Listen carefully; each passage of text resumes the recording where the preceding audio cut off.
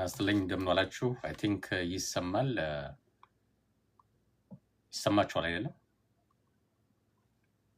ይሰማል። በጣም ጥሩ ቴንክ ዩ። አሁንም ስለመጣችሁ እንግዲህ የቢዝነስ ትሬኒንጉን ከጀመረን ሁለተኛ ሳምንታችን ነው። ለአራት ሳምንት ነው የምንቆየው። የመጀመሪያው ሳምንት የባለፈው ሳምንት በአጠቃላይ ቢዝነስ ሲጀመር ያለው ፕሮሰስ ምንድን ነው የሚመስለው፣ ቢዝነስ አይዲያ እንዴት ነው የሚጻፈው፣ ዋና ዋና ጥያቄዎች፣ ቢዝነስ አይዲያውን የሚያነቡልን ሰዎች ለብድር ፐርፐዝ ባንክ ሄደን ሊሆን ይችላል፣ ወይም የቢዝነስ ቦታ ለመከራየት አስበን ሊሆን ይችላል፣ ወይም ፓርትነሮችን ፈልገን ሊሆን ይችላል። እንደነዛ አይነት ውሳኔዎችን የፋይናንስ ውሳኔዎችን ከመወሰናቸው በፊት ስለኛ ቢዝነስ ምን አይነት ጥያቄ ነው የሚጠይቁን የሚለውን በሚመለከት ወደ 7 አይነት ጥያቄዎች ቤዚክ የሆኑ ደብሊውስ የሚባሉ እነሱም ባለፈው ሳምንት አይተናቸዋል። በዋናነት ግን የቢዝነስ ፕሮሰስ ምን እንደሚመስል ለማየት ሞክረናል። እንግዲህ 4 ሳምንት ነው የምንቆየው። የዛሬው ቶፒካችን ቢዝነስ አይዲያዎች ይሆናሉ። በጣም ብዙ አይነት ቢዝነስ አይዲያዎችን በተለያዩ የኢንዱስትሪ ታይፖች ከፋፍለን እናያቸዋለን። ምን አይነት ጥያቄ ነው የምንጠይቀው ቢዝነስ አይዲያ ለመምረጥ የሚለውንም መጀመሪያ በሱ ተነስተን ወደ አይዲያዎቹ እንሄዳለን። አይዲያዎቹ ከተመረጡ በኋላ ላይሰንስ መውጣት አለበት። በመረጣችሁት አይዲያ ላይሰንስ ሲወጣ ምን ፕሮሰስ እንደምንከተል ባለፈው ሳምንት አይተነዋል። የላይሰንስ አይነቶችና የት ሄደን ነው የምናወጣው፣ ከላይሰንሱ በፊት መወሰን ያለባቸው ውሳኔዎችና የላይሰንስ አይነቶችን ባለፈው ሳምንት ተሸፍነዋል። ዛሬ ቢዝነስ አይዲያውን ካየን በኋላ እና ከተመረጠ በኋላ ላይሰንስ እንዳወጣችሁ ከዛ በኋላ የሚጠብቀን ስራ ወይም ኃላፊነት በየቀኑ ደንበኛ የማግኘት ኃላፊነት ነው የሚሆነው። ይሄ ደግሞ ደንበኛ ማግኘት ሲባል በየቀኑ እንግዲህ የኛን ፕሮዳክት ወይም ሰርቪስ ፈልገው የመጡ ደንበኞችን መጀመሪያ ፕሮሞሽን በመስራት ደንበኞችን ማግኘት አለብን። ከመጡ በኋላ ደግሞ በደንብ አድርገን ፕሮዳክታችንን ወይም አገልግሎታችንን ማስረዳት መቻል አለብን። ስለ ዋጋ፣ ስለ ፕራይሲንግ ስትራቴጂ ማወቅ አለብን። የተለያዩ የዲስካውንት አይነቶችን ማወቅ አለብን። እንግዲህ ኮንሴፕቱ በጣም ሰፊ ነው። ፕሮሞሽን ራሱ በጣም ብዙ አይነት ፕሮሞሽኖች ናቸው ያሉት። ወደ 5 አይነት የፕሮሞሽን አይነቶች አሉ። እያንዳንዱን እንዴት አድርገን ወደኛ ቢዝነስ ማምጣት እንደምንችል መጠቀም እንደምንችል እንመካከራለን።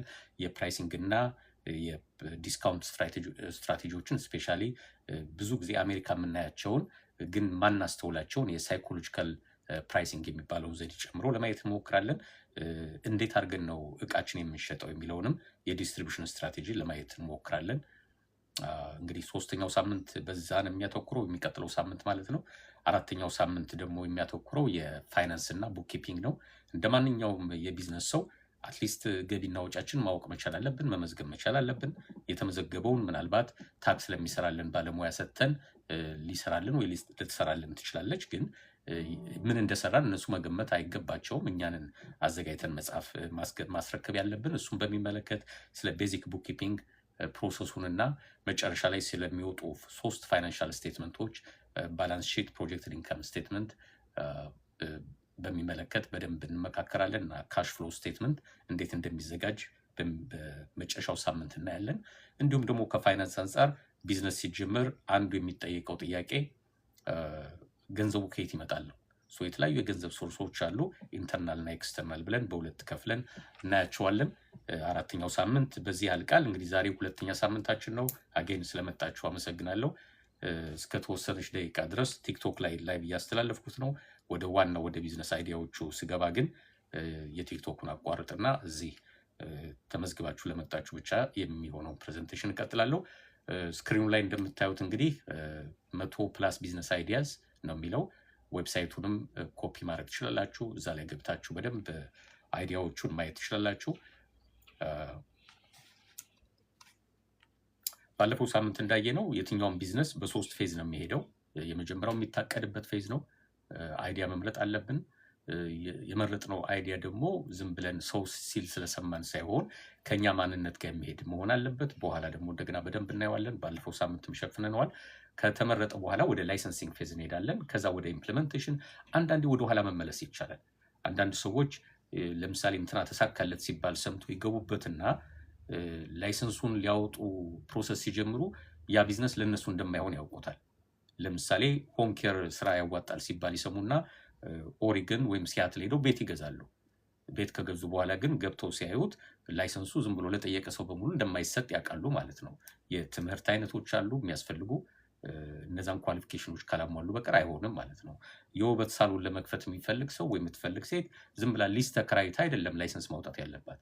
መጀመሪያ ሄዳ ላይሰንሲንግ ዲፓርትመንት ሪኳርመንቱን ቼክ ማድረግ አለባት። እንግዲህ በኋላ የምናያቸው በእያንዳንዱ ቢዝነስ አይዲያዎች እነዚህን ሪኳርመንቶች ነው የምናያቸው እና ሪኳርመንቱ እንደዚህ አይነት ትምህርት ተምረሽ የቦርድ ፈተና ካላለፍሽ በቀር ስራ መስራታችም ነው የምትባለው። ሊዝ ግን ኦልሬዲ ተስማምታለች፣ ተፈራርማለች። ሊዙን ደግሞ ዝም ብሎ ካንስል ማድረግ አይቻልም። አንድ ሊዝ ከተፈራረሙ በኋላ አግሪመንቱ የ3 ወር ከፍላችሁ ነው የምትወጡት የሚል ሊሆን ይችላል። ከኤክስፓየሪ ዴት ለምሳሌ የ5 ዓመት ሊዝ ከሆነ 5 ዓመት ከመሙላቱ በፊት ደንበኛው መልቀቅ መብቱ ነው፣ ግን የ3 ወር ከፍሎ ነው የሚወጣው ከተባለ እንግዲህ ጉድ ፈላ ማለት ነው። ምክንያቱም ትሬኒንጉን ለመውሰድ እስከ $10,000 ሊያስፈልጋት ይችላል። እስከ 6 ወር ጊዜ ሊጠይቅ ይችላል። ገንዘቡ ከሌላት ጊዜው ከሌላት በቃ ተስፋ ቆርጣ የምትወጣ ከሆነ የ3 ወር ከፍላ ነው የምትወጣው ማለት ነው። ካልሆነ ወደ ኮሌክሽን ይልኩባታል። ይሄን ሁሉ ትርምስምስ ያለ ነገር ዝም ብለን በጨፍኑ ከምንገባበት መጀመሪያ ፕሮሰሱን አውቀን ብንገባበት ጥሩ ነው። ባለፈው ሳምንት ይሄን በደንብ ሸፍነናል። ኖት እንደያዛችሁ ተስፋ አደርጋለሁ። ዞሮ ዞሮ ኢምፕሊሜንቴሽን ወይም ላይሰንሲንግ ላይ ከደረስን በኋላ ይሄ ነገር ለእኔ አያዋጣም ካለ እንደገና መመለስ እንችላለን። ሌላ አይዲያ መምረጥ እንችላለን ማለት ነው። ግን እዛ ውጣ ውረድ ውስጥ ከመግባት ጊዜያችን ገንዘባችን ከምናባክን ከመጀመሪያው ከፕላኒንግ ነው የምንነሳው። ፕላኒንግ ደግሞ በቢዝነስ አይዲያዎች ላይ ነው የሚያተኩሩት። አይዲያ መመረጥ አለበት። ስለዚህ የዛሬው ቶፒካችን አይዲያ ላይ የሚያተኩር ይሆናል። አይዲያ ሲመረጥ 2 ስትራቴጂ ነው የምንከተለው። የመጀመሪያው ፕሮዳክሽን አፕሮች ይባላል። ሁለተኛው ማርኬቲንግ አፕሮች ይባላል።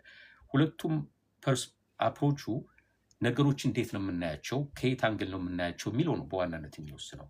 ፕሮዳክሽን አፕሮች ወደ ውስጥ ማየት ነው። ልክ ጸሎት ላይ እንዳለ ሰው ወደ ውስጥ ወደ ራስ መመልከት ነው። እኔ ማን ነኝ የሚለውን ጥያቄ ነው መመለስ ያለብን። እኔ ምን ፕሮዲውስ ማድረግ እችላለሁ፣ እኔ ምን መስራት እችላለሁ ከሚለው ጥያቄ እንነሳለን በፕሮዳክሽን አፕሮች። በማርኬቲንግ አፕሮች ደግሞ አይን ከፍቶ ጆሮ ከፍቶ ማየት ማዳመጥ ነው። ሰው ምንድን ነው የጎደለው፣ እዚያ አካባቢ ሰው ምንድን ነው የሚፈልገው። ከሰዎች ኮንቨርሴሽን ላይ ያለን የሆነ ችግር እንዳጋጥማቸው የሆነ ነገር ፈልገው እንዳጡ ከሰማን ዘን አይዲያ ክሊክ አደረገች ማለት ነው። እሷን አይዲያ ይዘን ሞር ሪሰርች ሰርተንባት ባለፈው ሳምንት እንዳየነው ሪኳርመንቱን፣ ዛሬም በኋላ እንደምናየው ሪኳርመንቱን፣ የሊጋል ሪኳርመንቱን፣ የፋይናንስ ሪኳርመንቱን እና ከማርኬቲንግ ፐርስፔክቲቭ ወይም ፖይንት ኦፍ ቪው ይሄ ስራ እንዴት ነው የሚሰራው፣ ዲማንድ አለው የለውም የሚለውን አናሊሲስ ሰርተንበት እንገባበታለን ማለት ነው። በፕሮዳክሽን አፕሮች ግን አንድ ሰው ሄደን ምን ቢዝነስ ልስራ ብለን መጠየቅ አንችልም። አሁን እዚህ ያላችሁ ሰዎች ስልጠናውን እየወሰዳችሁ ያላችሁ ተመዝግባችሁ በፕሮዳክሽን አፕሮች ወይም ቢዝነስን የምን ልስራ ከምትሉ መጀመሪያ ወደ ራሳችሁ ታዩና እኔ ምን መስራት እችላለሁ ብላችሁ ራሳችሁን ነው የምትጠይቁት። ስፔሲፊካሊ 3 ጥያቄ ራሳችሁን መጠየቅ ትችላላችሁ። የመጀመሪያው የኔ ፓሽን ምንድን ነው? አንድ ሰው ሄዳችሁ የኔ ፓሽን ምንድን ነው ብላችሁ ብትጠይቁ ፌር አይደለም፣ መልስም አታገኙ። ራሳችሁን ነው ፓሽናችሁን የምታውቁት። ዩዥዋሊ ፓሽን ወደፊት ሄደን አይደለም የምናገኘው። ፓሽን ዛሬም ላናገኘው እንችላለን፣ ወይም ወደፊት ሄደን በፍጹም አናገኘውም። ፓሽን ወደ ኋላ ተመልሰን ነው የምናየው። ከልጅነታችን ጀምሮ የሚያስደስተን ነገር ምንድን ነው የነበረው? ያኔ በሶሻል እንትኖች ሳንወጠር ሳንታጠር ሰው ምን ይለኛል ምናምን ሳንል ይህን ነገር ገንዘብ አገኝበታለሁ አላገኝበት የሚል ጥያቄ ሳንጠይቅ ደስ ያለን ነገር በልጅነታችን እንሰራ ነበር። ሃይ ስኩል ኤሌመንታሪ ተማሪዎች እያለን ምንም ኤክስፔክቴሽን የለንም። በቃ ፓሽኑ ብቻ ነው ኤክስፔክቴሽኑ።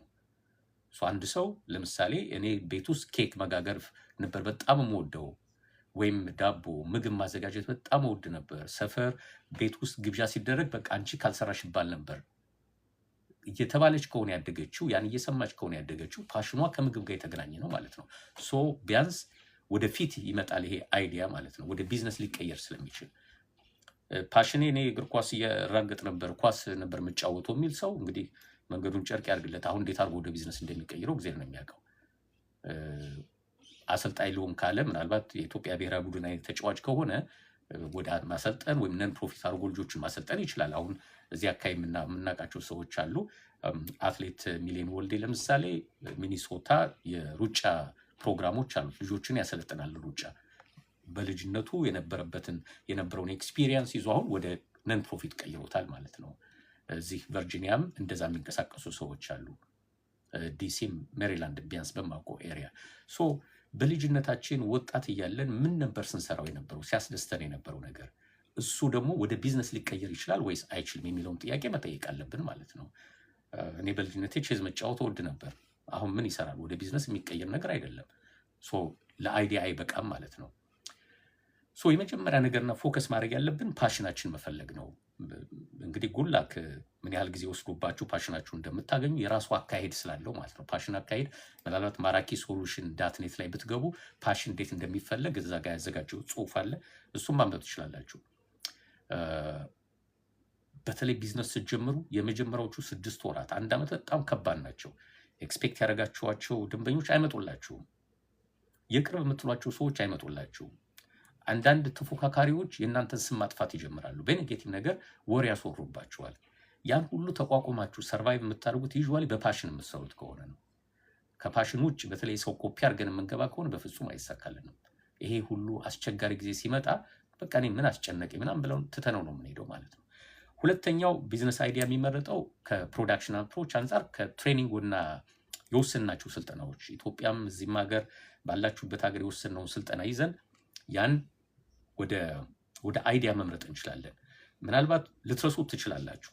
በሆነ ጊዜ ለአንድ ሳምንት ኢትዮጵያ ወሰዳችሁትን የዛሬ 10 ዓመት 20 ዓመት ልትረሱት ትችላላችሁ። ስለዚህ ኖት መጻፍ፣ ወደኋላ እስቲ ቁጭ ብላችሁ ማሰብ፣ በልጅነታችሁ ወይም በወጣትነታችሁ ስትሰሙት የነበረውን ሙዚቃ ወይም የእምነት ተከታዮች የሆነ እምነት ከሆነ ያኔ መዝሙር ስትሰሙ ከነበር እሱም መዝሙር ስትሰሙ ነው ትሪገር የሚያደርግላችሁ የልጅነት ሜሞሪያችሁን ማለት ነው።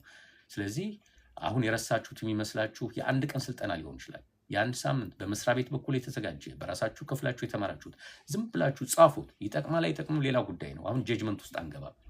እኔ ማንኝ የሚለውን ለማወቅ እየሞከራችሁ ነው። እኔ ምን ፕሮዲውስ ማድረግ እችላለሁ? ተጨማሪ ስልጠና ሳልፈልግ ምን መስራት እችላለሁ በፓሽን እና እስከዛሬ የተማርኩትንና የማውቀውን ነገር ይዤ ብላችሁ ስለምትነሱ ኤኒ ኮርስ የወሰዳችሁት ባላችሁበት መስሪያ ቤት የወሰዳችሁት ኮርሶች በሙሉ ጻፏቸው። ሶስተኛው ጥያቄ በፕሮዳክሽን አፕሮች መመለስ ያለበት ኤክስፒሪየንስ ነው። ምንድነው የኔ ልምድ? ተማርኩ አልተማርኩ ሳይሆን ዋናው የትም ቦታ ገብቼ ልስራ መጻፍ አለብኝ። እሱም ይሄ ነገር ወደ ቢዝነስ ይቀየራል አይቀየርም ግድ የለም፣ በኋላ እንደርስበታለን። አሁን ብቻ ኖታችን መጻፍ ነው ያለብን። 1 ወር ሊወስድብን ይችላል፣ 3 ወር ሊወስድብን ይችላል። የሆነ ጊዜ በፕሮዳክሽን አፕሮች ፓሽን ያለን በዛ በኩል እንዲያውም ትንሽ ስልጠና ያወሰንበት እንዲያውም 1 ዓመት 2 ዓመት የሰራንበት ሆኖ ካገኘ ነው ፕራዮሪቲ የምንሰጣት አይዲያ እሷ ትሆናለች ማለት ነው ከሁሉም በላይ። በአጠቃላይ ይሄ ፕሮዳክሽን አፕሮች ይባላል። ማርኬቲንግ አፕሮች ደግሞ የዚህ ተቃራኒ ነው። ወደ ውስጥ ሳይሆን ወደ ውጭ ነው የምናየው። ገበያው ምን ይፈልጋል? እኔ ያለሁበት ኮሚኒቲ፣ እኔ ያለሁበት ካውንቲ፣ እኔ ያለሁበት ስቴት አካባቢ ምንድን ነው የጎደለው ነገር? እንዴት ነው ብታውቁት የጎደለውን? በሁለት መንገድ ማወቅ እንችላለን። አንደኛው ራሳችን መጠየቅ ነው። እንደ ካስተመር ፈልገን ያጣነው ነገር ምን አለ? እናንተ ፈልጋችሁ ካጣችሁት ሞስት ላይክሊ ሌሎች ሰዎችን ፈልገው አጥተውታል ማለት ነው። ስለዚህ አንድ አይዲያ መጣች ማለት ነው። ይህን ነገር እኔ ለምን አልሰራውም ብላችሁ ትነሳላችሁ። እንግዲህ በኋላ የተለያዩ አይዲያዎችን ዲስከስ ሳደርግ የራሴን ኤክስፒሪየንስ የደንበኞችን ኤክስፒሪየንስ ሼር አደርጋችኋለሁ። አይዲያውን እንዴት እንዳገኙት ማለት ነው። ሴም አፕሮች ነው የሚከተሉት። ከዚህ ውጭ ሌላ ነገር የለም። አሜሪካ ውስጥ ታዋቂ የሆኑ ሀብታሞችን አበሻ ከዚህ በፊት ኪድ ኢትዮጵያ ላይ የሰራሁትን አይታችሁ ከሆነ በዚህ መንገድ ነው የሚሰራው። አይዘር ከራሳቸው ይነሳሉ፣ ከዛ በኋላ ማርኬቱን አይቶ እያሰፉት ይሄዳሉ። ሁለቱ እየተቀናጀ ሴት ደግሞ የበለጠ ነው የሚያምሩ። ዝም ብሎ ፓሽን ስላለኝ ብቻ ሳይሆን ገበያም ደግሞ እንዳለኝ ካረጋገጥኩ፣ እዛ አካባቢ ሰዎች እንደሚፈልጉ ካረጋገጥኩ በጣም የተሳካለት የቢዝነስ አይዲያ ይሆናል ማለት ነው።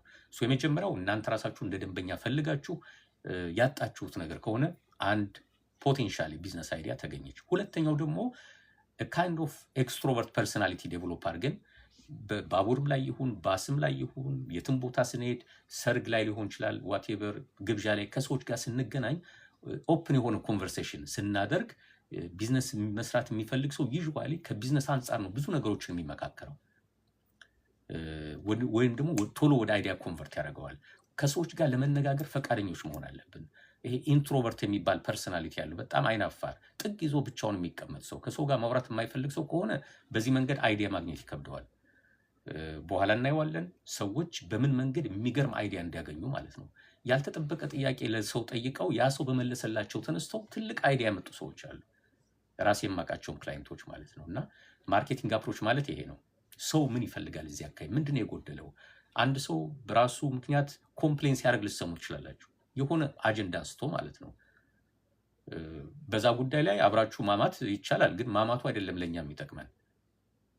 ለኛ የሚጠቅመን ይሄ ሰውዬ እንደዚህ ኮምፕሌን ካረገ እዚህ ቦታ ላይ የሆነ ችግር አለ ማለት ነው፣ የጎደለ ነገር አለ ማለት ነው።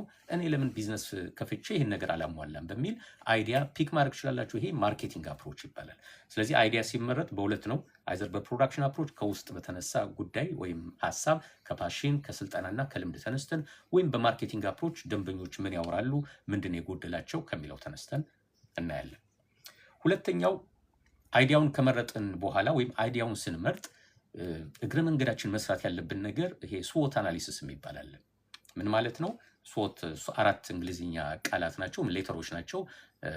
SW ማለት ወደ ራሳችሁ አተኩራችሁ ስትሬንግዝ እና ዊክነሳችሁ ምንድን ነው፣ ደካማ ጎናችሁ ምንድን ነው፣ ጠንካራ ጎናችሁ ምንድን ነው። እንደ ግለሰብ ቅድም ያነሳናቸው አሁን ኖት ይዛችኋል፣ እንግዲህ ልምዳችሁን ጽፋችኋል፣ ኤክስፒሪየንሳችሁን፣ ትምህርታችሁን፣ ፓሽናችሁን በደንብ ግጥም አድርጋችሁ ጽፋችኋል። የዛሬ 10 ዓመት 20 ዓመት 30 ዓመት ወደኋላ ተመልሳችሁ ሙሉ መረጃ ከያዛችሁ በኋላ አሁን ስዎት አናሊሲስ ሰራላችሁ። እኔ ማን ነኝ? ጠንካራ ጎኔ ምንድን ነው? ደካማ ጎኔ ምንድን ነው? ምክንያቱም ቢዝነስ ውስጥ ስትገቡ ኢትስ ላይክ ሜሬጅ፣ ትዳር ማለት ነው።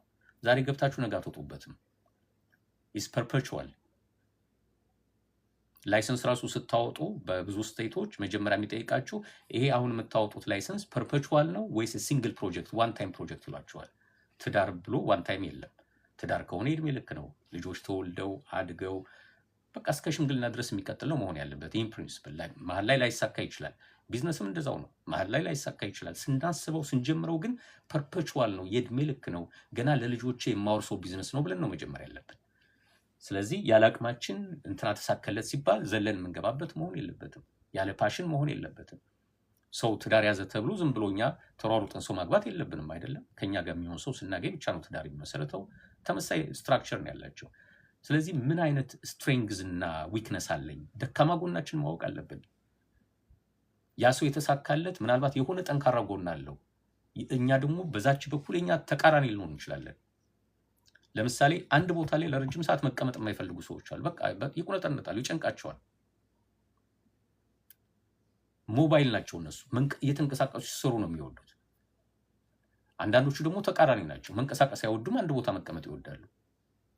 እንትና ተሳካለት ብሎ አይዲያ ኮፒ አይደረግም። ያ ነገር እንዲሳካለት ምን አይነት ትሬት ካራክተሮች አሉት ስራው ይፈልጋል። ያ ካራክተር እኔ ያለኝ ወይስ የለኝም? የኔ ደካማ ጎን ከሆነ አይዘር በፓርትነር በኩል ተመሳይ ጠንካራ ጎን ያለው ፓርትነር ካገኘው በማስገባት ነው ላካክሰው የምችለው እንጂ ቢዝነሱ አይሳካም ማለት ነው ከመጀመሪያው።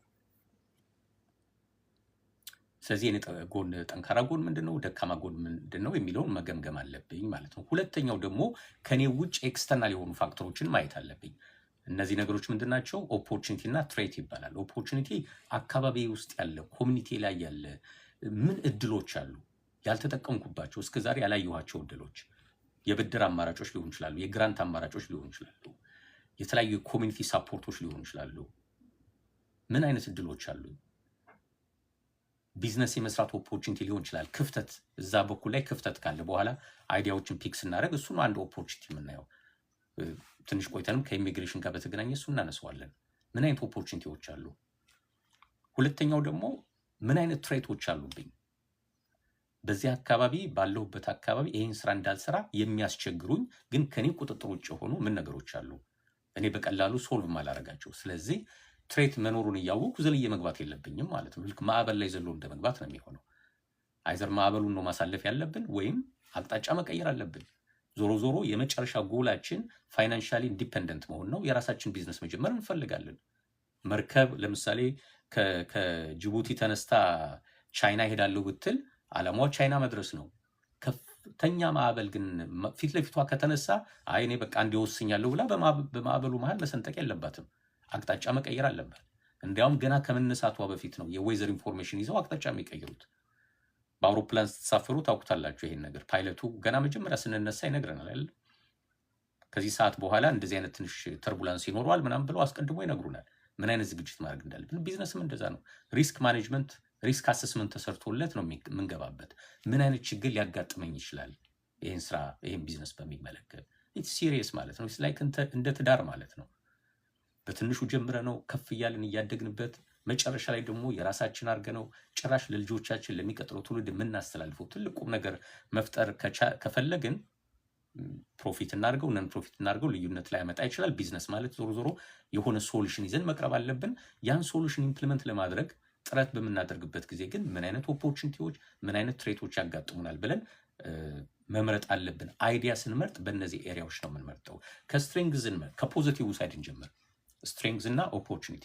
ስትሬንግዝ ውስጣዊ ነው፣ ኦፖርቹኒቲ ውጫዊ ነው፣ ኤክስተርናል የሆነ ነገር ነው። ከእሱን ጀምርና እስቲ አሁን ያለንበትን ነገር ትንሽ ብንዳስሰው ጥሩ ነው። የመጀመሪያው ኢሚግሬሽን በሚመለከት ይሄ እንግዲህ አሁን እንደምገምተው በአማርኛ ነው የማስተምረው። ይሄን ፕሮግራም ተመዝግባችሁ የምትማሩ ሰዎች ይሄን ኮርስ አማርኛ ትሰማላችሁ። which means ኢሚግራንት ነን ማለት ነው ሁላችንም። የኢሚግራንት አንድ ጠንካራ ጎን ምንድን ነው? ችግር መቋቋም እንችላለን። እዚህ ሀገር ተወልደው ካደጉ ልጆች የበለጠ ችግር መቋቋም እንችላለን። ኢሚግራንት ያለፍንበት ሂደት በሜክሲኮ በኩል አቋርጦ የመጣ ሰው ምን ያህል ጠንካራ እንደሆነ መገመት ትችላላችሁ። ሳይኮሎጂካል ማለት ነው። በብዙ መከራን ያለፍ ነው። እዚህ ሀገር መተን ሜዲካል ዶክተር የነበረ ሰው 7-11 ሊሰራ ይችላል። ታች መውረድንም አይቶታል ማለት ነው። ብዙ ጊዜ እዚህ ሀገር የተወለዱ ልጆች እንደዛ አያስቡም፣ ጥንካሬ የላቸውም። ወላጆቻቸው ላይ ዲፐንደንት ሊሆኑ ይችላሉ። አይ በቃ የሚስማማኝን እስካገኝ በቃ ቤቴ ወላጆቼ ቤት ተኛለሁ ሊሉ ይችላሉ። እኛ የወላጅ ቤት መተኛት የሚባል ነገር የለም። እሱን ትተነው መተናል።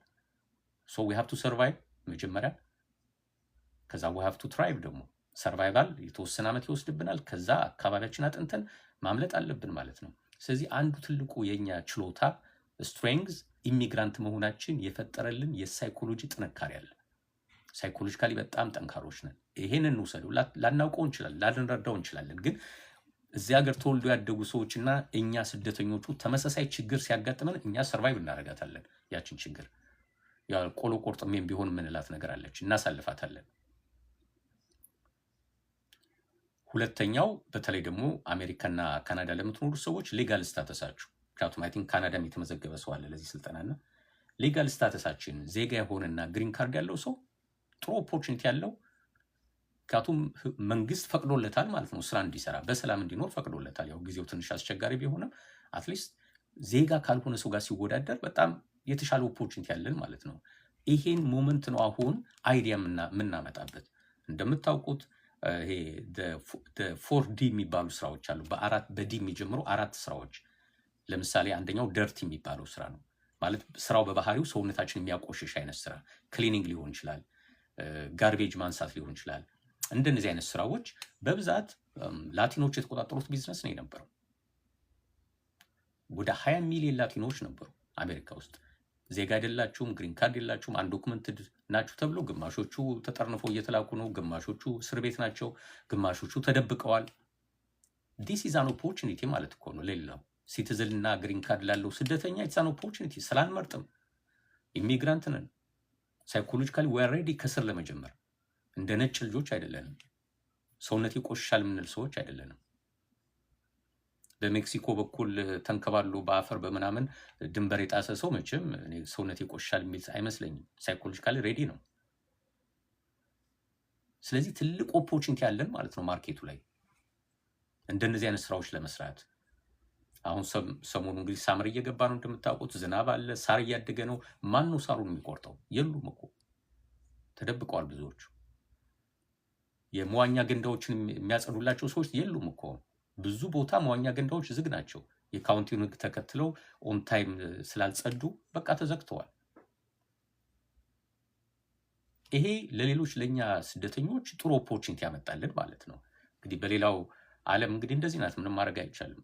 ለአንዱ ክፉ ነገር የሆነው ለሌላ ደግሞ በጎ ነገር ሊሆን ይችላል እና ይሄንም መጠቀም ይቻላል። በዚህ ሰዓት ክረምት መስራት የምንችላቸው ሳመር ላይ ብዙ አይዲያዎች ይኖሩናል።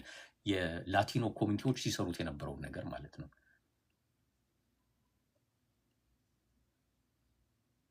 ኤኒ ቦታ መጀመር እንችላለን። ስልጠና ከራሳችን ልምድ ተነስተን በትንሹ ስራ መጀመር እንችላለን። በተለይ ለስደተኞች ቀላል የሆኑ ይሄ ሀብታሞቹ በቀላሉ የማይገቡባቸው ቦታዎች እንግዲህ አሜሪካ ውስጥ ያሉ 3 ዋና ዋና ኢትዮጵያውያን ሀብታም የሚባሉት አንደኛው ኢዮብ ማሞካቻ ነው። ሲጀምር የሀብታም ልጅ ነው፣ የአቶ ማሞካቻ ልጅ ነው። እዚህ ሀገር መጥቶ ግን ለትምህርት በልጅነቱ ነው የመጣው በ13 ዓመቱ። ከዛ ጋዝ ስቴሽን የተቀጠረው የመጀመሪያውን ስራ ጋዝ ስቴሽን ሰራ። ከዛ አባቱ የመጀመሪያውን ጋዝ ስቴሽን ሊዝ አደረጉለት። እኔ የሀብታም ልጅ ነኝ ጋዝ ስቴሽን እንዴት እሰራለሁ አላለም። እሱ ጋዝ ስቴሽን ውስጥ ገብቶ አጠናው። እያንዳንዱን ሰዓት እንደ አንድ ክሬዲት አወር ነበር የሚጠቀምበት። ግን ጋዝ ስቴሽን ገብቶ ካጠና በኋላ የተረዳው ነገር ምንድን ነው? ባለቤት ከሆነ በኋላ ጋዝ ስቴሽኑ ምንም ጥቅም የለውም። በአንድ ጋሎን በጣም ትንሽ ሳንቲም አትርፏል። ድካም ብቻ ነው። ግን ይሄ ቢዝነስ ጥሩ አይደለም ማለት ነው ወይ ካላችሁ፣ በዛን ወቅት ምናልባት እሱ አሜሪካ በገባበት ጊዜ ዶው ጆንስ ኢንዱስትሪያል አቨሬጅ ላይ ካሉ 30 ቶፕ የአሜሪካ ካምፓኒዎች ውስጥ ምናልባት 3 ወይም 5 የሚሆኑት የጋዝ ካምፓኒዎች ነበሩ። የነዳጅ አውጪዎች ነበሩ። እንደ ቼቭሮን፣ ኤክሶን ሞቢል አይነት ነበሩ። አሁን ሁሉም ወጥቶ ቼቭሮን ብቻ ነው የቀረው ዶው ጆንስ ላይ። ያኔ ግን ዋናዎቹ ቶፕ የሚባሉ ሀብታም ካምፓኒዎች ጋዝና ነዳጅ የሚያወጡ ነበሩ። ገንዘብ አለ ማለት ነው። ግን ገንዘቡ የት ነው? ታች ያለው ሪቴለሩ ላይ አይደለም ማለት ነው። እሱን ያጠናው እሱ የት ነው ገንዘቡ ያለው ብሎ አጠናውና ለካ ዋናው ገንዘብ ያለው ዲስትሪቢዩሽን ሲስተሙና ሪፋይኒንጉ ላይ ነው። ኦኬ። ስለዚህ ኦፖርቹኒቲውን ጠበቀ። በኦባማ ጊዜ ክራይሲሱ ሲመጣ 241 የጋዝ ስቴሽኖችን ዋሽንግተን ዲሲ 200 ምናምን እና 41 ጋዝ ስቴሽኖችን ኒውዮርክ ገዛቸው። እንግዲህ ወደ 40% የዋሽንግተን ዲሲ ጋዝ ስቴሽን የኢዮብ ማሞካቻ ናቸው። እንግዲህ ለራሱ ብቻ ሳይሆን አሁን ምክንያቱም እዚህ ቨርጂኒያ ነው ትልቁ ዴፖ ያለው፣ ለሱም ሲያከፋፍል እግረ መንገዱ ለሌሎች ጋዝ ስቴሽኖች ያከፋፍላል። ዋናው ትርፍ እሱ ነው። በዋሽንግተን ዲሲ እስኪከሰስ ድረስ ማለት ነው። ጋዙን ተቆጣጠርክብን ብሎ የዋሽንግተን መንግስት እስኪከሰው ድረስ በጣም ደስ አይልም? ስደተኞች ቢዝነሳችን ቀማችሁን ተብሎ ስንከሰስ የመንግስት ገንዘብ እየወሰዳችሁብን ነው ብሎ ነው ትራምፕ እየከሰሰን ያለው። እሱ የተከሰሰው ግን ቢዝነሱን ወሰድክብን፣ ተቆጣጠርክብን እያሉት ነው። ከስር መጀመር ይቻላል። የሀብታም ልጅ ነን ምናምን እሱ ጨዋታ ጥቅም የለውም። ከስር ከኛ ጋር የሚሄደው ምንድን ነው? እሱ ለምንድን ነው ጋዝ ስቴሽን የመረጠው? ኮሌጅ ተማሪ እያለ ለተወሰነ ጊዜ ጋዝ ስቴሽን ሰርቶ ነበር። ከሚያውቃት ጀመረ ማለት ነው። የማያውቀው ፍልስፍና ውስጥ አልገባም። ከሚያውቃት ጀመረ። አባቱ ሲጠይቁት እሱን ነው የምፈልገው አለ። በሱ እንጀምራል ከሚያውቀው። በኋላ ውስጡ አጠናውና ተስፋ ቆርጦ ቶሎ አልወጣም። የት ነው ገንዘቡ ብሎ ትሬስ አረገው። ገንዘቡ ያለበት ጋር ገባ ማለት ነው። አሁን እዚህ ዲሲ ያለው እግር ኳስ ቡድን 50% ሼር ሆልደር ነው። ትልቅ ህንፃ ቨርጂኒያ እየሰራ ነው። በቃ ዳይቨርሲፋይ ያደረገው ሆሪዞንታል ቨርቲካል ዲቨርሲፊኬሽን ይባላሉ። ወደዛ ጨዋታ ገብቷል። ትልቁ የኛ ችሎታ ይሄ ነው። ከታች መነሳት እንችላለን። ኦፖርቹኒቲውን አይተን መግባት እንችላለን። ዊክነሶቻችንም ማየት አለብን። ፕላስ አካባቢያችን ያለው ትሬት ፈተና ምንድን ነው? ትልቁ የኛ የስደተኞቹ ችግር ካፒታል የለንም። እንኳን ቢዝነስ ለመጀመር እንደ ግለሰብ ለመኖርም ካፒታል የለንም፣ ገንዘብ የለንም። 20% የሚሆኑ አሜሪካውያን $1,000 በታች ነው ያላቸው። የአትላንታ የሚገኘው የፌዴራል ሪዘርቭ ሪሰርች እየሰራ ነበር። ለ2000-3000 ሰዎች አይነት ሰርቬይ የተላከላቸው ጥያቄ እንዲመልሱ የተጠየቁት ጥያቄ ድንገት ያልተጠበቀ $400 ወጪ ቢመጣባችሁ ላይክ መኪና ተበላሽቶ ሊሆን ይችላል፣ መንገድ ቶው ተደረገና በቃ ይሄን ፊክስ ለማድረግ 400 ነው የምትከፍሉት ብትባሉ ወዲያውኑ በካሽ ወይም በዴቢት ካርድ መክፈል የምትችሉት ስንት ናችሁ ተባሉ። 37% መክፈል አይችሉም፣ 400 ብር። ምናልባት ይሄ ሳምፕል ነው፣ የ2000-3000 ሳምፕል ነው። አሜሪካ ወደ 300 ምናምን ሚሊዮን ህዝብ ነው ያለባት። በቂ ሪፕሬዘንታቲቭ አይደለም ሊባል ይችላል ሳምፕሉ። ግን በሚገርም ሁኔታ 37% የላቸውም፣ በክሬዲት ካርድ ነው የሚከፍሉት። እንኳን ቢዝነስ ልንሰራና ብዙዎቻችን የዚህ አይነት ችግር አለብን፣ ካፒታል የለንም። ስለዚህ መጀመሪያ ገንዘብ መቆጠብ አለበት ማለት ነው። ፋይናንስ ላይ አንዱ የምናስተምረው ይሄን ነው።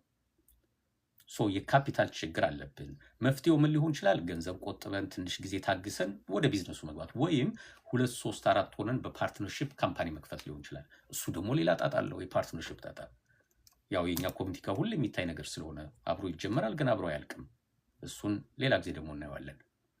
ሁለተኛው ዊክነስ ስኪል ነው። የሎው ስኪል፣ ብዙ ስኪል የለንም።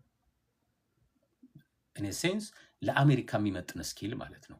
በየቦታው መስራት የሚችሉ ብዙ ነገሮች እያሉ ስልጠናውን ወስደን ያን ስኪል ወስደን ላይሰንስ ማውጣት ስንችል ብቻ በዛም በዚህም ኑሮ ሲያዋክበን ያን ስኪል ሳንወስድ ጊዜው ያልፋል። ለአሜሪካ የሚመጥን ስኪል ምንድን ነው? ምን ብሰራ በቃ ህይወቴ ይቀየራል እዚህ ሀገር ውስጥ? ቅድም እንዳልኩት ቢዝነስ ነው የምንከፍተው ከሆነ ገና ለልጅ የሚተላለፍ ነገር ነው የምናስበው። ተቀጥሬ በሰዓት $15 $20 እያለ የሚያስብ ሰው ከሆነ ወደዚህ አይመጣም፣ ወደዚህ መስመር አይገባም። ይሄኛው መስመር ግን በቃ እኔ ማን ነኝ የሚለውን ቅድም ፈልጎ ያገኘ ሰው በቃ አሜሪካ መጥቻለሁ፣ ካናዳ መጥቻለሁ፣ ህይወቴ መቀየር አለበት፣ ቢዝነስ መግባት አለብኝ። ይሄን ቢዝነስ ለመግባት ግን እንደዚህ አይነት ስኪል ይጠበቅብሃል ከተባልኩ እዛ ውስጥ መግባት አለብኝ፣ መጀመሪያ መማር አለብኝ ማለት ነው። ምናልባት ፓሽኑ አለኝ። የኤሌክትሪሲቲ ስራዎች ለምሳሌ ሊሆን ይችላል። ፓሽኑ ከልጅነታችን ጀምሮ ሊኖረን ይችላል። ግን በፓሽን ብቻ እሱ ስራ አሜሪካ ውስጥ አይሰራም። ላይሰንስ ማውጣት አለብን፣ ኢንሹርድ መሆን አለብን። ለእሱ ደግሞ ከኛ የሚጠበቀው ትምህርት ወስደን ስኪል መያዝ አለብን። በግምት ስለማይጠገን የኤሌክትሪክ ስራዎች በግምት ስለማይሰሩ ማለት ነው። ሌላው ችግራችን ፓርትነርሺፕ ካልቸር ነው። ቅድም እንዳልኩት በጋራ እንስራ እንኳን ብንል አብረን መስራት አንችልም። ለምን? ከሚገባው በላይ እንተማመናለን። ከጓደኛችን ጋር ቢዝነስ ስንጀምር እንዴት ወረቀት እንፈርምለዋለሁ? ያኛውም ደግሞ ወረቀት እንፈራረም ሲባል ምን ነው አታምነኝም እንዴ ይላል። ከዚህ ነው የሚጀምረው ስህተቱ ማለት ነው። ይሄ የማመንና የለማመን ጉዳይ አይደለም። በቃ ያለንበት ሲስተም እንደዛ ነው። ሁሉ ነገር በወረቀት ነው መሆን ያለበት። እኛ እዚህ ዲሲ አካባቢ 2 ሆኖ 3 ሆኖ ቢዝነስ ጀምረው አንዱ በካልቻ አስወጣው ብቻውን የተቆጣጠረው ብዙ ቢዝነሶች አሉ። ያው እዚህ ጋር ሚዲያ ላይ ማውጣት ስለማይቻል ነው። ይሄ አንዱ የኛ ፈተናችን ነው። አስቸጋሪ ነገር ነው። በእኛ ካልቸር ፓርትነርሺፕ መጀመር። ላንጉጅ ባሪየር አለብን፣ የቋንቋ ችግር አለብን። ይሄም የኛ ዊክነስ ነው፣ ማወቅ አለብን። በቃ ዊክነሳችን አውቀን ጥንካሬያችን አውቀን ነው መጀመር ያለብን። እዚህ ሀገር ተወልዶ ያደጉ ሰዎች ቅድም ያልኩት አይነት ሳይኮሎጂካል ጥንካሬ የላቸውም። ቋንቋ ግን ቆንጆ ቋንቋ አላቸው። ስለዚህ ከፍ ያለ ስራ ነው የሚፈልጉት ወይ ቢዝነስ ነው የሚፈልጉት ማለት ነው። እኛ ደግሞ ከስር መጀመር እንፈልጋለን ወይም እንችላለን። ሳይኮሎጂካሊ ችግር የለብንም። ታች መውረድም ላይ መውጣትም ለምደነዋል። እሱ ፈተናችን አይደለም። ግን ቋንቋ ችግር አለብን። ምን ማለት ነው? የምንመርጠው የቢዝነስ አይዲያ ከደንበኛው ጋር ጥሩ አይነት ኮሚኒኬሽን የሚፈልግ ከሆነ ፌል እናደርጋለን ማለት ነው። ስኪል ቤዝድ ከሆነ ግን አሁን ላቲኖችን ብታዋቸው በፍጹም ከነሱ ጋር ሁሉ መግባባት አንችልም። ቤታችን መጥተው ግን ጠጋግነውልን ሁሉ ነገር ሰርተው ይሄዳሉ። በቃ በምልክት ቋንቋ ቷቷቷ ብለው ስራውን ሰርተው ግን በውጤት ያስደስታሉ በጣም። ክሊኒንግ ስራ የሚሰሩ ከሆነ ቁጭ ብሎ 1 ሰዓት ፕሬዘንቴሽን መስጠት የለባቸውም እኮ ስለ ክሊኒንግ። ካርዳቸውን ሰጥተው ገብተው ቤቱን አጽድተው መውጣት ብቻ ነው ያለባቸው። ስኪል ላይ ያተኮረ ቢዝነስ የምንፈልግ ከሆነ ቋንቋ ማትሮ አያደርግም ማለት ነው። አንደኛው ሰው ብዙ ጊዜ ወደ ትራንስፖርቴሽን ቢዝነስ ውስጥ የሚገባው ለዛ ነው። ምንም የተለየ ቋንቋ አይፈልግም። በቃ ሰላም እንደምን ዋላችሁ ከማለት ውጪ የግድ ለምን አታናግረውም አንባልም እኮ። ስራው መኪና መንዳት ነው። እሱ ደግሞ ቋንቋ አይፈልግም። ብዙ ሰው በቀላሉ ይገባበታል ማለት ነው። ነገር ግን ከደንበኛ ጋር በደንብ መነጋገር ያለብን ጉዳይ ከሆነ ቋንቋችን ላይ መስራት አለብን ማለት ነው። ፓሽናችንን ስናየው፣ የኢትዮጵያ ትምህርታችንን ስናየው፣ እዚህ ወስደን የመረጥነውን የተማርነውን የትምህርትና ልምድ ስናየው፣ ይሄን ወደ ቢዝነስ ልቀይረው ካልን ዘንድ ምን አይነት የቢዝነስ ኮሚኒኬሽን ከኛ ይፈልጋል? ከደንበኛው ጋር ደብዳቤ አጻጻፍ፣ ኢሜይል አጻጻፍ ሊሆን ይችላል። በንግግር ሀሳባችንን መግለጽ ሊሆን ይችላል። እሱ ለብዙዎቻችን እንደ ዊክነስ ነው የሚቆጠረው። አክሰንታችን ሊሆን ይችላል። ጥሩ ቋንቋ ሊኖረን ይችላል፣ ግን አክሰንት አለን። አፍሪካን አሜሪካኖች አይ ቲንክ ሆም ብለው አውቀው ያደናብሩናል። ምን አልክ እያለ ያደናብረናል፣ እየሰማ ማለት ነው። ስለዚህ ቢዝነሱ አይሳካም ማለት ነው። ወይም ደግሞ ፍራስትሬሽን ውስጥ እንገባለን። ያው ብዙ ጊዜ እኛ የምንታማው እንግሊዝኛ ስታወሩ ማንኪያ አፋችሁ ውስጥ ይዛችሁ ነው የምታወሩት ይመስለው ምናምን ይሉናል። ኳኳኳኳ የሚሉ ብዙ ነገሮች አሉ። ስለዚህ እንደ አንድ ዊክነስ መቁጠር ይሄ ካለብን ነው። ከሌለብን ሴንጆ የተማረ ሰው ናዝሬት ስኩል የተማረች እንደዛ ወይም ደግሞ ጥሩ ትምህርት ቤት የተማረ ባክግራውንዳችን ከሆነ ወር አሜሪካ እርሊ መጥቶ ጥሩ ቋንቋ ያላቸው አንዳንዴ ዝም ብሎ አክሰንታቸውን ለማሳመር የሚሞክሩ ሰዎች ግን እንግሊዝኛውን ስትሰሙት የሌለ ነገር እንደዛ ከሆነ ቢዝነሱ አይሳካም። ስለዚህ እንደ አንድ ዊክነስ ወስደነው እንስራበት ነው። መሻሻል ካለበት ይሻሻላል። ካልሆነ ብዙ ቋንቋ የማይፈልጉ የስራ አይነቶች ብዙ ናቸው ያሉት። እዛ ውስጥ መግባት እንችላለን። 5ኛው ትሬት እና እንደ ዊክነስ የሚታየው እዚህ ሀገር ፋይናንሱና ቢዝነሱ ትንሽ ኮምፕሌክስ ነው። ዘለን የምንገባበት አይደለም። አንዳንድ ኤሪያዎች ላይ የላይሰንስ ሪኳርመንቶቹ ይከብዳሉ። ብዙ ፎርም ይወዳሉ አሜሪካኖች። ፎርም መውደድ ብቻ አይደለም፣ ፎርሞቹ ላይ የሚጠቀሙባቸው ቃላት ሙሉ ስቴትመንት ከመጠቀም ይልቅ አብሪቬሽኖችን ብቻ መጠቀም ይወዳሉ። ለምሳሌ አይአርኤስ ሊሉ ይችላሉ። ምን ማለት ነው አይአርኤስ? ይኸውን ቀላል ነው። በየአመቱ ታክስ ለምንከፍል አይአርኤስ እናውቀዋለን። ግን የሆነ 3-4 ሌተር ዱብ ያደርጉባቸዋል ፎርሙ ላይ። ምን ማለታቸው ነው? ዲኦቢ ይላቸዋል የሆነ ቦታ ላይ። ያው ዴት ኦፍ በርዝ ማለት ነው። ችግር የለውም። ግን ልክ እንደዚህ አይነት የሆነ 3 ሌተር ታገኛላችሁ። ዳያሲዩም ታውቃላችሁ፣ ላሲዩም አድርገዋል። እኛ እዚህ ሀገር አላደግንም እና ብዙ ሰዎች ፎርሙን መሙላት የጀምሩና በቃ ይከብዳቸዋል። ምን የመሰለ ቢዝነስ አይዲያ ይዘው በራሴ እስቲ ልግባበት አፕላይ ላድርግ ብለው ተስፋ ቆርጦ የሚተው ሰዎች አሉ። በተለይ ላይሰንሲንጉ ኮምፕሌክስ ነው። አሁን የሲኒየር ኬር ቢዝነስ ለማውጣት ወደ 1 ዓመት ይወስዳል። በጣም ብዙ ፎርም ነው የሚሞላው። የሚያውቅ ሰው ካልሞላልን በቀር የሆኑ ኤረሮችን ከፈጸምን ዘንድ ሲመለስ ባዶ ነው የሚሆነው ማለት ነው። ስንት ወር ጠብቀን ኮምፕሊት አይደለም ብለው እንደገና ፓኬጁን ይመልሱልናል። አስታውሳለሁ የኮቪዱ ጊዜ አንድ ናይጄሪያዊ ኮንታክት አደረገኝና ፒፒፒ የሚባል ብድር ነበር፣ ያኔ ፔቼክ ፕሮቴክሽን ፕሮግራም የሚባል ነበር ፌዴራል መንግስት የሚሰጠው። የ2 ወር ተኩል ደሞዝ በነፃ ይሰጣል መንግስት። ሰዎች ብድር ይጠይቃሉ፣ ብድሩ አፕሩቭ ያደርግላቸዋል ባንኩ። ከዛ በኋላ ግን ፌዴራል መንግስት ብድሩን ይከፍለዋል። ፒፒፒ የሚባል አለ። ከዛ ደግሞ ኢአይዲኤል የሚባል ኢኮኖሚክ ኢንጁሪ ዲዛስተር ሎን ራሱ ኤስቢኤ የ30 ዓመት ብድር ይሰጣል። ግን ፎርሙ መሞላት አለበት መጀመሪያ እና ይሄ ናይጄሪያዊ ራሱ ነው ፎርሙን የሞላው። ፎርሙን ሲሞላው የባለፈው ዓመት ኢንካምህ ምን ያህል ነበር የ2019 ሲባል 96,000 ብር ብሎ ጻፈው፣ 96,000። ከዛ ከስር የተጠየቀው ጥያቄ ኮስት ኦፍ ጉድ ሶልድ ነው በአካውንቲንግ። ግን ኮስት ኦፍ ጉድ ሶልድ ብሎ አይደለም የጻፉለት፣ ሲጂኤስ አድርገው ነው የጻፉለት። ቅድም እንዳልኳችሁ በቃ አይአርኤስ አይነት ብለው እንደጻፉለት ነው። እነሱ ሲጂኤስ ብለው ሲጽፉት አካውንቲንግ የተማረ ሰው ይገባዋል ብለው ነው። ይህ ሰውዬ ሐኪም ነው፣ ምንም የሚያውቀው ነገር የለም። ስለዛ ሲጂኤስ አሉት። ፎርሙን እየሞላ ነው። ኮቪድ ነው፣ ሁሉም ሰው በየቤቱ ነው ያለው።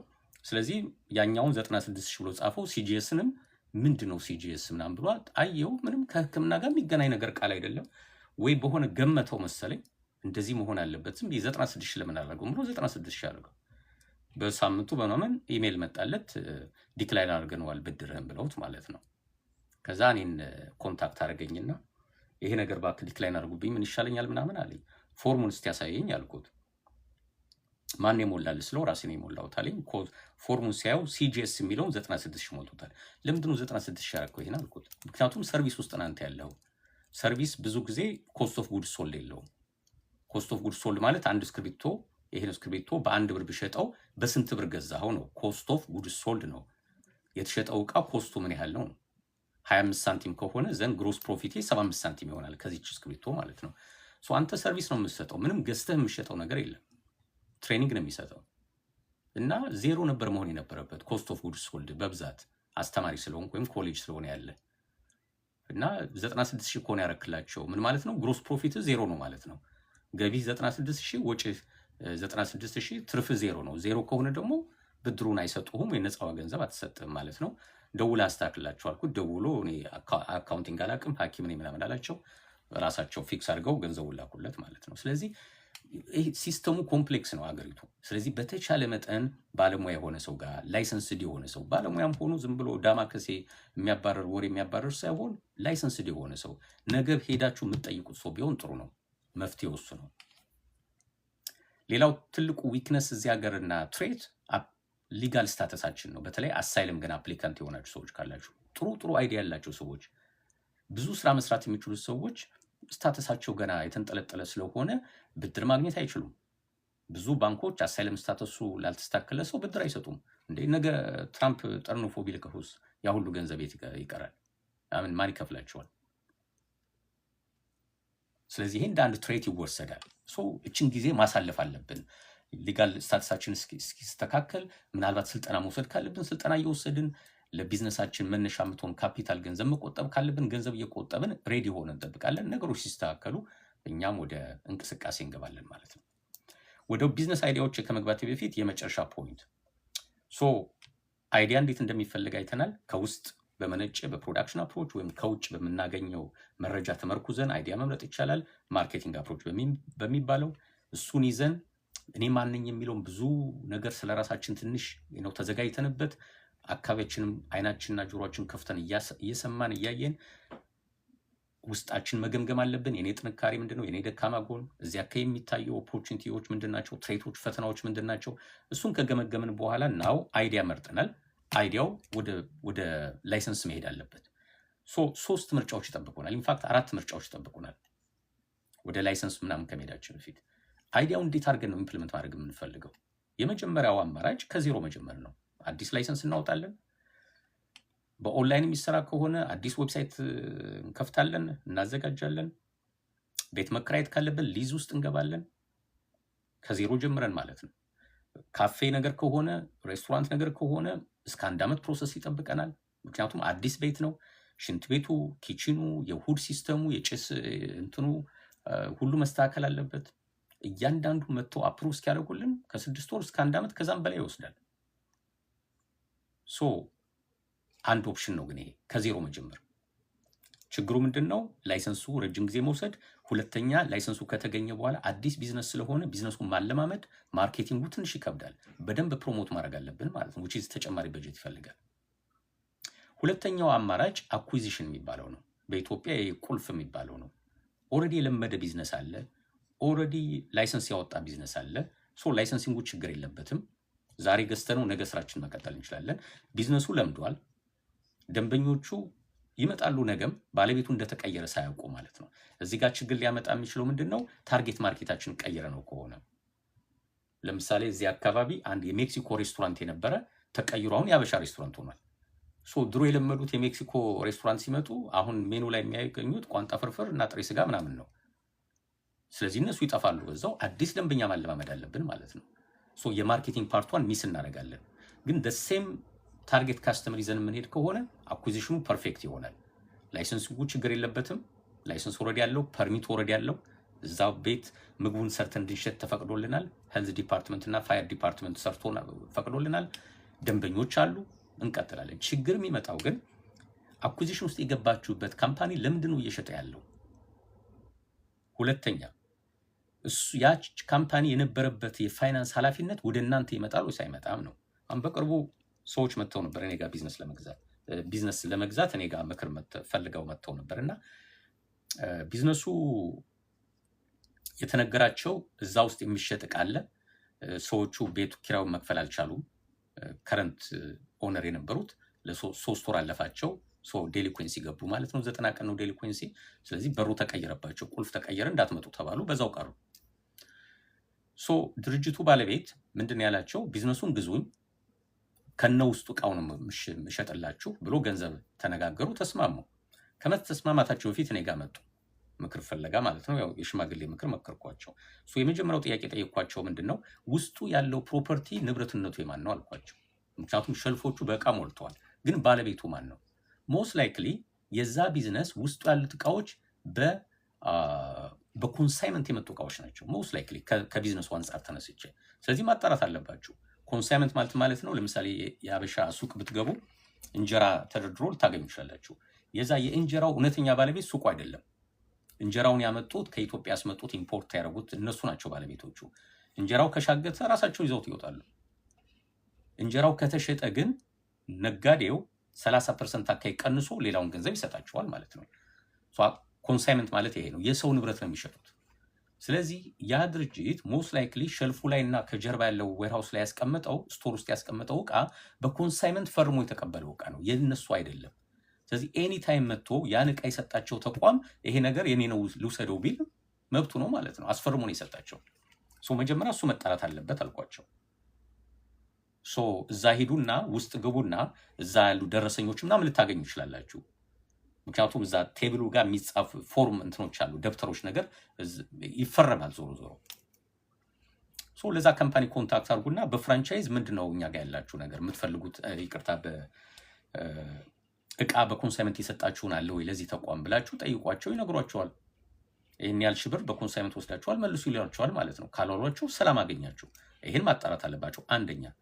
ሁለተኛ የታክስ ችግር ሊኖርበት ይችላል። ይሄ ድርጅት ለ2 ዓመት 3 ዓመት ታክስ አልከፈለ ሊሆን ይችላል። አይአርኤስ የኋላ 3 ዓመት አካባቢ ኦዲት ሲያደርግ በራችሁ መጥቶ ካንኳኳ እናንተን ነው የሚጠይቃችሁ ማለት ነው። በእነሱ ላይሰንስ እየሰራችሁ ከሆነ መፍትሄ ለሱ መፈለግ አለባችሁ ማለት ነው።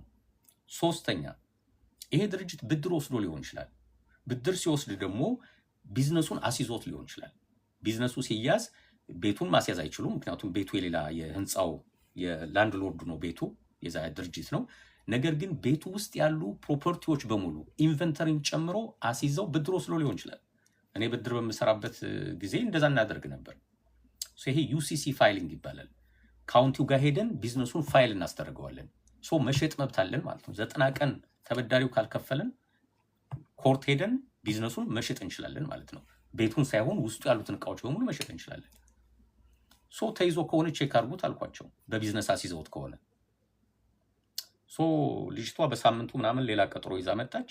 ስትነግረኝ 2 ባንክ ኦልሬዲ ቢዝነሱን ይዞ አበድሯቸዋል። አንደኛው ባንክ እንዲያውም በሚገርም ሁኔታ የያዘውን እቃ ሲዘረዝር ኤቭሪቲንግ በቃ ውስጡ የባለቤቶቹን ነፍሳቸውን ብቻ ሊያስቆም ነው የሚለው። ያልያዘው ነገር የለም። ኢንቨንተሪ ምናምን ኢኩዊፕመንት እንዳለ ዘርዝሮታል። ቴክኒካሊ ቤቱ ለጨረታ ይወጣል ማለት ነው እነሱ ከገዙት በኋላ። ስለዚህ አኩዚሽን ይሄ ነው አደገኛነቱ። ዝም ብለን ዘለን አንገባበትም። እንደዚህ ማጣራት ያለንባቸው ነገሮች አሉ። በየአካባቢያችሁ ከሚኖሩ ሰዎች ጋር ሆናችሁ አጣርታችሁ ትገቡበታላችሁ ማለት ነው እንጂ ቀላል ነው ማለቴ። ከማርኬቲንግ አንጻር የለመደ ደንበኛ አለን። ከላይሰንስ አንጻር ኦልሬዲ ላይሰንሱ አለው፣ ፐርሚቱ አለው። ስም ማዞር ብቻ ነው ያለብን። ካስፈለገን 1 ወር 2 ወር ሊወስድ ይችላል ስም ማዞሩ። ከዛ በላይ ላይወስድ ይችል ይሆናል። እንግዲህ ከስቴት ስቴት ስለሚለያይ ይህን ያህል ቀን ይወስዳል ማለት አልችልም። ግን አዲስ እንደመጀመር ግን ኮምፕሌክስ አይሆንም። 3ኛው አማራጭ ፍራንቻይዝ ነው። በፍራንቻይዝ መግባት ይቻላል። ግን ፍራንቻይዝ ብቻውን የተንሳፈፈ ነገር አይደለም። አንድ ፍራንቻይዝ ስትጀምሩ ለምሳሌ ማክዶናልድ ልግባ ብትሉ የማክዶናልድን ኮኦርዲኔተር ታነጋግራላችሁ፣ ሎኬሽን ትጠየቃላችሁ፣ የምትፈልጉትን ዚፕ ኮድ ወርም ከተማ። እዛ ላይ 2 ምርጫ ይሰጣችኋል። አንደኛው ተመሳሳይ ፍራንቻይዝ ላይ ያሉ ሰዎች ሸጠውት ሊወጡ እያሰቡ ስለሆነ ሂዱና አነጋግሯቸው ትባላላችሁ። ባክቱ አኩዚሽን ማለት ነው። የአኩዚሽን ስትራቴጂ ነው የምትከተሉት ማለት ነው። ሁለተኛው ግን እዚህ አካባቢ ተመሳሳይ ቢዝነስ ለመሸጥ በእኛ ፍራንቻይዝ ያለ ሰው ስለሌለ አዲስ ቤት ፈልጉና አነጋግሩን ይሏቸዋል። የእነሱን ህግ ተከትላችሁ አዲስ ቦታ ሎኬሽን ፈልጋችሁ ሄዳችሁ ታናግራላችሁ። which is ኦፕሽን ነምበር 1 ማለት ነው። ከስክራች መጀመር፣ ከዜሮ መጀመር ማለት ነው። የፍራንቻይዙን ህግ ተከትላችሁ በእነሱ ስም ስለሆነ ላይሰንሱ የሚወጣው እነሱ በሚሰጧችሁ ጋይድ ላይ ላይሰንሱ ይወጣል። 3ኛው ኦፕሽን ፍራንቻይዝ ነው። እነዚህ 3ቱ የቢዝነስ ተቋማት ናቸው፣ የፕሮፊት ተቋማት። ከዜሮ መጀመር፣ በፍራንቻይዝ መግባት ወይም በአኩዚሽን መግባት። የዚህ ሌላው አማራጭ ደግሞ ነን ፕሮፊት ማድረግ ነው። ተመሳሳይ ስራ እየሰራ ነን ፕሮፊት ልናደርገው እንችላለን። ለምሳሌ ምግብ ሶልቭ የሚያደርገው ረሃብ የሚባለውን ፕሮብለም ነው። ረሃብ የሚባል ፕሮብለም ካለ ሶሉሽኑ ምግብ ነው። ምግቡ እንዴት ነው የሚቀርበው? ሬስቶራንት ከፍቶ ካፌ ከፍቶ ምግብ በመሸጥ መፍትሄ ማግኘት ይቻላል። የራበው ሰው ከፍሎ ይመገባል። ሁለተኛው አማራጭ ደግሞ ነን ፕሮፊት ከፍቶ ለሆምለሶች፣ ለተቸገሩ ሰዎች ምግብ በነፃ መስጠት ሊሆን ይችላል። የነን ፕሮፊት ላይሰንስ ነው የሚያስፈልገን ማለት ነው። እነዚህ ሁሉ ኦፕሽኖች አሉን። አዜ ፕሮፊት ኦር ነን ፕሮፊት መግባት እንችላለን። በፕሮፊት ከሆነ 3 ኦፕሽን ይጠይቀናል። ለሁሉም ግን እንዴት ነው የምገባው? ለኔ የሚሻለኝ የትኛውን ነው? አዲሱ ይሻለኛል፣ ፍራንቻይዝ ይሻለኛል፣ አኩዚሽን ወይስ ነን ፕሮፊት ላድርገው ለሚለው 3 መሰረታዊ ጥያቄዎች ነው የምንጠይቀው። አንደኛ ከማርኬቲንግ ፖይንት ኦፍ ቪው የትኛው ነው ማርኬቲንጉን ስራ የሚያቀልልኝ? ሁለተኛው ከሊጋል ፖይንት ኦፍ ቪው ላይሰንሲንጉ ምን ይመስላል? ሪኳርመንቱ አዲስ ከሆነ ረጅም ጊዜ ነው፣ አኩዚሽን ከሆነ ወዲያውኑ እንገባበታለን፣ ቅድም ያለው ማለት ነው። ሶስተኛው ከካፒታል አንጻር ብዙ ካፒታል የሚፈልገው የትኛው ነው? አኩዚሽን ከሆነ የቁልፍ ክፈሉ ነው የምንባለው፣ አንዴ ገንዘቡን አንዴ ያስገቡ ነው የምንባለው። በቃ ምንም አማራጭ የለም። ሸጨው ወደ ሀገር ልመለስ ነው ሊለን ይችላል አንድ ህንዳዊ ወይም ፓኪስታናዊ 7-11 እገዛለሁ ብትሉ። ስለዚህ ምንም የካፒታል ትንፋሽ ፋታም አይሰጧቸውም። አኩዚሽን ከሆነ ብድር ልናገኝበት እንችላለን። ምክንያቱም ባንኩ ተስፋ የሚያደርገው ምንድን ነው? ይሄ ስም ከተላለፈ ከሚቀጥለው ወር ጀምሮ ብድሬን ይከፍሉኛል ብሎ አስዩም ማድረግ ይችላል። አዲስ ቢዝነስ የምትጀምሩ ከሆነ ግን ባንክም አያበድርም። ላይሰንሱን ለማግኘት ገና እስከ 1 ዓመት ድረስ ስለሚወስድ ማለት ነው። ስለዚህ ካፒታሉ ጉዳይ በጣም ያሳስባል። እጃችን ላይ ጥሩ ገንዘብ መያዝ አለብን ማለት ነው።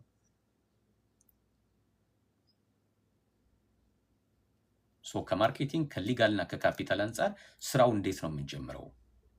የትኛው ነው የሚሻለን? አዲስ ቢዝነሱ ይሻለናል ከስክራች መጀመሩ፣ ፍራንቻይዝ ወይስ አኩዚሽኑ የሚለውን ማየት እንችላለን። ዛሬ እንግዲህ ቢዝነስ አይዲያዎችን ስናይ አይ ቲንክ ከ50 በላይ እናያለን። በኋላ የምንጠይቀው 3 ጥያቄ ነው። እያንዳንዱ ቢዝነስ አይዲያ ከማርኬቲንግ ከሊጋል እና ከካፒታል አንጻር ነው የሚጠይቀው ማለት ነው። ወደ ቢዝነስ አይዲያዎቹ መሄድ ይችላለሁ። ጥያቄ ካላችሁ እዚህ ጋር እስካሁን ይሄ መነሻው መግቢያችን ነው። አሁን ወደ ተለያዩ አይዲያዎች እንሄዳለን። እንደምታዩቸው በኢንዱስትሪ ነው ያስቀመጥናቸው። የመጀመሪያው ክሊኒንግ ቢዝነስ ነው። በሌበር ኢንተንሲቭ 5 በካፒታል ኢንተንሲቭ 3 የክሊኒንግ አይዲያዎች አሉ። ወደ እሱ እንገባለሁ። ዱ ዩ ሃቭ ኤኒ ኩዌስችን? የቲክቶክ ሰዎች